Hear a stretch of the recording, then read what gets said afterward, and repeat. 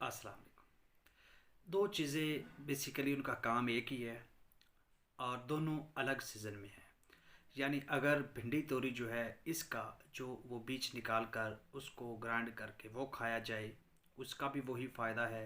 तो जिन इलाका जात में वो है तो वो उसका इस्तेमाल करें। दूसरे बबोल का बीज, बबोल की फली जो होती है कच्ची, इसको ग्राइंड करके इसको खिलाया जाए तो उसका फ़ायदा भी वही है। मतलब कहने का दोनों का हद दर्जे का फ़ायदा है, बराबर फ़ायदा है। आप जिसके इलाके में जो है वो उसको वही इस्तेमाल करें।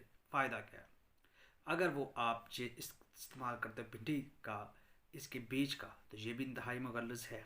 15 दिन 20 दिन इस्तेमाल करने से आपका जो मुगल्लज़ है आप बहुत बड़े इसमें आपका इंतहा दर्जा तक लेवल तक पहुंच जाता है। ठीक है। और अगर आप बबोल की फली का यानी कि कर की फली का इस्तेमाल करते हैं 15 20 दिन, तो ये भी उसी लेवल तक जो है मुगल्लज़पन को लेके जाती है कि आपकी सोच है।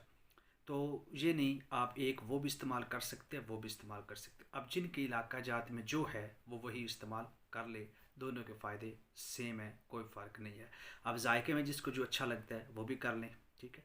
बीच में इलायची वगैरह मिक्स कर लिया करें ताकि उसका जो टेस्ट है वो अच्छा बन जाए। तो ये मुगल्लिस के लिए एक बहुत बड़ी दो मैंने बातें बताई अक्सरी कि ये भी कर सकते हैं, ये भी कर सकते हैं। शुक्रिया।